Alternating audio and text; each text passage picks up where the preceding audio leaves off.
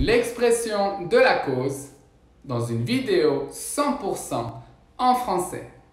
Bienvenue sur ma chaîne Como falar francés et dans cette vidéo, nous allons apprendre à exprimer la cause. D'abord, qu'est-ce que tu dois savoir?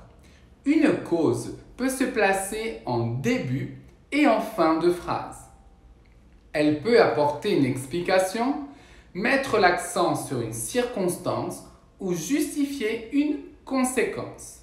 Première expression de conséquence, parce que. Parce que introduit généralement une cause en fin de phrase. Par exemple, je ne vais pas au supermarché parce qu'il pleut. Aussi, parce que répond à la question pourquoi. Et dans cette situation, il n'y a aucun problème à le placer en début de phrase. Par exemple, pourquoi est-ce que tu es en retard? Parce que j'ai raté le bus. Deuxième expression pour introduire la cause. Comme. Comme met l'accent sur une circonstance objective, une circonstance que tout le monde connaît. Une circonstance connue de tous. Par exemple, comme l'hiver est arrivé, les jours sont plus courts. Dans cet exemple, tout le monde sait que nous sommes en hiver. C'est pourquoi je peux utiliser le comme. Troisième expression pour introduire la cause. Puisque. Il introduit en début ou en fin de phrase une cause connue de l'interlocuteur. Par exemple, tu as mal à la tête?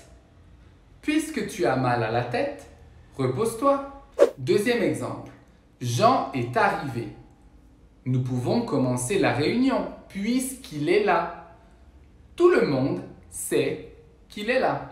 Attention, une chose importante, c'est que quand on enchaîne, quand on accumule plusieurs causes, on doit utiliser que. Par exemple, je vais rentrer parce que je suis fatigué et que je dois me lever tôt. Deuxième exemple, comme il fait froid et que je suis malade, je vais rester chez moi. Troisième exemple, puisque tu es arrivé et qu'il est tard, reste ici pour dormir. Quatrième expression de cause. À cause de. À cause de introduit une cause pour quelque chose de négatif. Par exemple, je dors mal à cause du bruit. Ici, le fait de dormir mal est quelque chose de négatif. Ce n'est pas une bonne chose. Je dois donc utiliser à cause de. En revanche, si j'utilise grâce à, et ça c'est la cinquième expression de cette vidéo, c'est parce que je parle de quelque chose de positif. Je dors bien grâce à la méditation. Le fait de bien dormir est quelque chose de positif. Alors, je dois utiliser grâce à et non pas à cause de. Sixième expression de cause. C'est à force de. À force de s'utilise pour parler de la répétition de quelque chose. Par exemple, comme vous mangez tout le temps trop, vous grossissez. C'est la même chose que à force de manger trop, vous grossissez. Avec à force de, vous pouvez utiliser un verbe à l'infinitif. La septième expression, c'est faute de. Et faute de va indiquer le manque de quelque chose. Donc, le manque de quelque chose va empêcher la réalisation d'une autre chose. Par exemple, si vous ne pouvez pas voyager parce que vous n'avez pas assez d'argent pour ça, vous pourrez dire « Je n'ai pas voyagé cette année faute d'argent ». Attention, ne dites pas « par faute d'argent », mais si, simplement « faute d'argent ». Huitième expression, sous prétexte que, sous prétexte de. Ce sont des expressions utilisées quand on ne croit pas en une cause, quand on pense que la cause est inventée, voire fausse. Il ne vient pas sous prétexte qu'il est malade. Dans ce cas, vous pensez que la personne n'est pas malade, mais qu'elle invente cette excuse pour ne pas venir. Un autre exemple. Sous prétexte de terrorisme, les droits de l'homme sont violés. Dans cette situation, j'affirme que je ne crois pas en cette excuse. Je ne crois pas que le terrorisme soit la raison pour laquelle les droits de l'homme sont violés.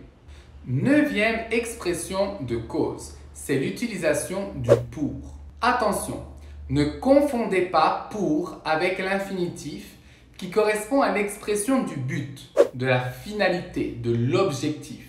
Comme dans « il travaille pour voyager ». Ici, l'objectif c'est de faire un voyage et je l'introduis avec « pour ». Pour exprimer la cause, on va utiliser le « pour » avec un nom. Mais attention, ce nom doit être sans article. L'idée, c'est de parler d'un motif de récompense ou un motif de punition. Par exemple, il est condamné pour trafic d'armes. Ici, la condamnation, il est condamné, et la punition. Le trafic d'armes, c'est la cause de la punition. Alors, je dis trafic d'armes sans utiliser l'article. Pour trafic d'armes. Autre exemple. Il est félicité pour bonne conduite. Ici, la récompense, c'est les félicitations. Et la cause, c'est la bonne conduite. Même chose, j'utilise pour sans article. Pour bonne conduite. 10e expression pour la cause, c'est en utilisant le par. Lui aussi sans article. Attention, tout comme pour, vous devez utiliser un nom sans article. Mais alors, quelle est la différence entre par et pour? Par va être utilisé quand on va parler d'un sentiment qui est le moteur de l'action. Donc, mon sentiment me fait agir et me fait avoir une attitude, par exemple. Par exemple, tuer par jalousie. Ici, le sentiment de jalousie provoque le crime. Autre exemple, agir par amour. Ici, l'amour provoque quelque chose qui me fait agir. Avec pour, c'est différent. On l'utilise pour donner les raisons d'une punition ou d'une récompense. La différence est un petit peu subtile, mais avec la pratique, tu y arriveras. Voilà, cette vidéo touche à sa fin. Je te remercie de ton attention. Écris dans les commentaires ce que tu en as pensé.